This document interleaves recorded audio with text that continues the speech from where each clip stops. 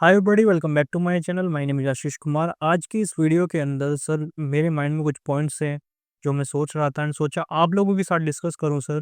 And चाहता हूं कि डेट आज अगर आप लोग भी इस चीज़ को रिलेट करते हैं तो प्लीज़ कमेंट सेक्शन में आओ सर एंड अपना ओपिनियन शेयर करो। आज जब आप दिल्ली से आते हो सर, मैं मानता हूँ काफ़ी लोग हैं जो रोज़ ही ट्रैवल करते हैं।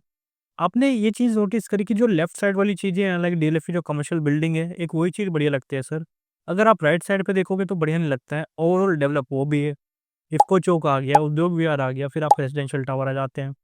सेम आप गुड़गाँव के अंदर किसी भी पार्ट में प्रॉपर्टी ले लो, एनएच 8 वाला जाम आपको फेस करना ही करना पड़ता है। उसका अभी तक कोई कंक्लूजन समझ में नहीं आ रहा है। द्वारका एक्सप्रेसवे पिछले 10 साल में जो था और आज जो है बन के रेडी हो चुका है, और मैं मानता हूँ कि द्वारका एक्सप्रेसवे को अभी भी मिनिमम 5 से 10 साल लगेगा, जिस तरीके का हैबिटेशन वहाँ पे होना चाहिए। क्योंकि सीधी-सी बात है सर कि देखो, आज द्वारका एक्सप्रेसवे पे आप प्रॉपर्टी ले रहे हो, आज बंदा चाहता क्या है sir? Golf course extension, golf course थोड़ा बंदा चाहता है कि मैंने यहाँ पे कर लिया तो साइबर सिटी यहीं पे जाऊँ, मैं कहीं जाना ही नहीं चाहता। सेम द्वारका एक्सप्रेसवे के आस-पास पे ऐसा कोई हॉटस्पॉट जब आएगा, मैं मानता हूँ वो एक बहुत बड़ा इम्पोर्टेंट फैक्टर होगा।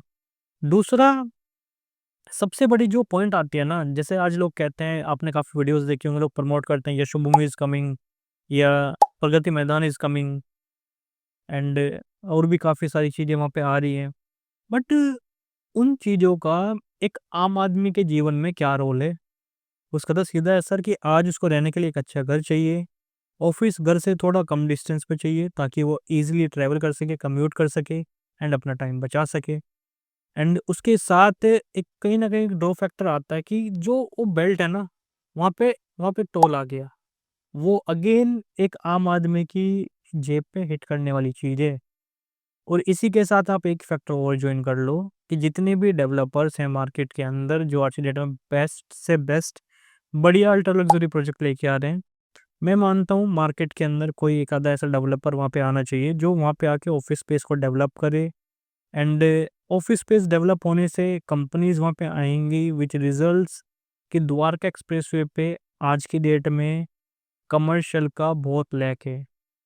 सो अगर वहाँ पे इस तरीके की कोई एक्टिविटीज़ आती हैं, लाइक एसईओ वहाँ पे कॉन्सेप्ट आप कह सकते हो आ गया, बट एसईओ कॉर्पोरेट ऑफ़िस का मुकाबला नहीं कर सकता सर। वो कहीं न कहीं एक ड्रॉबैक है जो मुझे लगता है। अदरवाइज़ एक्सप्रेसवे बेस्ट है just because of the connectivity, Delhi की कनेक्टिविटी। इसमें एक पॉइंट और भी आता है कि जट आज जब घर की बात आती है ना सर, नॉर्मल साइड पे समझो, मैं कहता हूँ जितने भी फ्लैट्स हैं गुड़गाँव के अंदर, जितने भी घर में सदस्य हैं, एक बंदे के घर पे नॉर्मली 2 मेड लगी होती हैं सर। एक सफाई करने वाली होती है, खाना बनाने वाली होती है। जितने घर में सदस्य होते हैं सबके पास गाड़ी होती है। Car parking again it's a main factor sir कि आज हस्बैंड वाइफ के पास 2 गाड़ी तो है ही है। कल को 5, 6 साल, 10 साल बाद जब बच्चा बड़ा होगा उसके लिए भी तो गाड़ी चाहिए। ये भी फैक्टर होता है जो मैं कहता हूँ डेवलपर को भी सोचना चाहिए और कस्टमर को भी सोचना चाहिए। जो प्रीमियम डेवलपर हैं वो 3 कार पार्क्स देते हैं। नॉर्मल डेवलपर 1 कार पार्क देता है और 1 कार पार्क में मैं कहता हूँ किसका सर्वाइवल होगा सर? ये भी एक बहुत बड़ा पॉइंट है। एक पॉइंट और भी है सर कि सोना रोड पे जब आप जाते हो ना, आज सोना रोड को आप ऐसे समझो लेफ्ट राइट दोनों साइड ऑफिस स्पेस ही दिखते हैं। एक बढ़िया टाउनशिप वहाँ पे आती है। पहली चीज़ तो टाउनशिप वाला वर्ड अब सुनने को मिलता ही नहीं सर, क्योंकि ज़मीनें इतनी महँगी हो गई हैं। गिनी-चुनी टाउनशिप आती हैं सर, वो भी वो लोग हैं जिन्होंने पहले खरीदी हुई हैं ज़मीनें। जो टाउनशिप है ना, टाउनशिप तो धीरे-धीरे लुप्त हो गई। एक ही टाउनशिप है सेंट्रल पार्क। आज मेंटेनेंस पॉइंट ऑफ व्यू से अगर मैं बात करता हूँ, 7 से 8 रुपए पर स्क्वायर फीट का आप मेंटेनेंस देते हो। अब जो लोग वहाँ पे रहते हैं, उन लोगों को वहाँ पे रहने में मज़ा आ गया, बस इतना ही है। Just because of the hospitality. अगर आप रूम साइज़ की बात करते हो, रूम साइज़ इतना कुछ ख़ास नहीं है सर, छोटे कमरे हैं।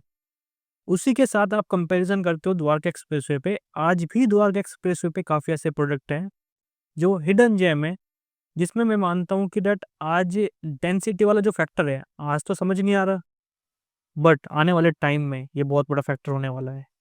सो देखो, इन्वेस्टमेंट करना, करते रहना, इन्फ्लुएंसर की सुनना, वो एक अलग चीज़ है, सुनना भी चाहिए सर, ओपिनियन मिलता है, बट मैं सबको एक ही चीज़ कहता हूँ कि हर एक फैक्टर सोच समझ के जब भी इन्वेस्टमेंट करना है सर। क्योंकि लोग तो बोलेंगे, लोग तो नोएडा में भी बोलते हैं सर कि जेवर एयरपोर्ट आ गया। अब जेवर एयरपोर्ट होने से चलो प्रॉपर्टी एप्रिशिएट हो गई। एक आम आदमी की ज़िंदगी में क्या है सर? वहाँ पे कोई ऑफ़िस स्पेस है, कुछ आने वाला है ऐसा? कि रेसिडेंशियल हो, आस-पास सामने कमर्शियल हो, उसका एप्रिसिएशन आ जाए। आज जीता जागता एग्ज़ाम्पल गोल्फ कोर्स रोड है। क्यों गोल्फ कोर्स रोड की प्रॉपर्टी क्यों डीएलएफ को ही बार-बार याद किया जाता है? उसका एक है कि डीएलएफ ने ये चीज़ें बहुत पहले समझ ली थी सर कि आज उसके पास ना करते हुए 1500 करोड़ रुपए क्वार्टरली किराया आता है और लेफ्ट आपका कमर्शियल हो गया, राइट आपका रेसिडेंशियल हो गया। उसको पता है कि दोनों का बैलेंस है। जो लोग वहाँ रहते हैं वही लोग सामने काम करने जाते हैं एंड वही एक फैक्टर है जिस वजह से आज की डेट में लोग खुश हैं। जैसे आज यू ब्लॉक ले लो, जब कोई नया बच्चा गुड़गाँव के अंदर जॉब करने आता है, किसी कंपनी में आता है, उसे पता नहीं होता, वो सीधा यू ब्लॉक में चला जाता है सर। और यू ब्लॉक में रहता क्यों है सर? वो इतनी गंदी जगह है ना जहाँ पे खाना भी बड़ा गंदा मिलता है। उसका एक ही रीज़न है सर कि जस्ट उसके ऑफ़िस आस-पास है। सो प्रॉपर्टी लेते वक़्त बहुत सारे फैक्टर्स होते हैं जो मैं कहता हूँ समझो सर एंड उसके बाद ही प्रॉपर्टी लो। और हाँ, मैं एक चीज़ और कहता हूँ सर, देखो मार्केट के अंदर बहुत सारे ऐसे लोग हैं जो कहते हैं मेरे जुगाड़ है, मेरी सेटिंग है, मैं ये करा दूँगा, मैं ये रेट दे दूँगा। सर मैं ब्लंटली बोलता हूँ मेरे कोई जुगाड़ नहीं है, मेरी कोई सेटिंग नहीं है सर। मैं सिर्फ़ आपको बेस्ट प्रॉपर्टी रिकमेंडेशन दे सकता हूँ एंड उसमें बेस्ट सर्विस दे सकता हूँ। रही बात डिस्काउंट की, वो तो आपको खुद समझना पड़ेगा कि आज लोग 20-20, 50-50 हज़ार रुपए पे कहते हैं कि हम काम करने के लिए रेडी हैं। आज ऑफ़िस का किराया लाख-लाख रुपए है सर, वो बंदा 20,000 50,000 पे काम कर ही नहीं सकता। एंड ऑफ द डे उसका पर्पस इतना होता है कि आपका ट्रांज़ैक्शन इधर हुआ, आपका नंबर इधर ब्लॉक हुआ, उसके बाद आप कुछ भी कर लो, फिर कुछ नहीं होता है। सो ये कुछ पॉइंट्स हैं सर जो मैं चाहता हूँ कि आप इन पॉइंट्स को मद्देनज़र रखते हुए मार्केट के अंदर इन्वेस्टमेंट करो। रेस्ट आपका पैसा है सर, आपका डिसीज़न होना चाहिए एंड उसी के बेसिस पे आपका इन्वेस्टमेंट होना चाहिए। So thank you very much. Bye-bye, नमस्कार।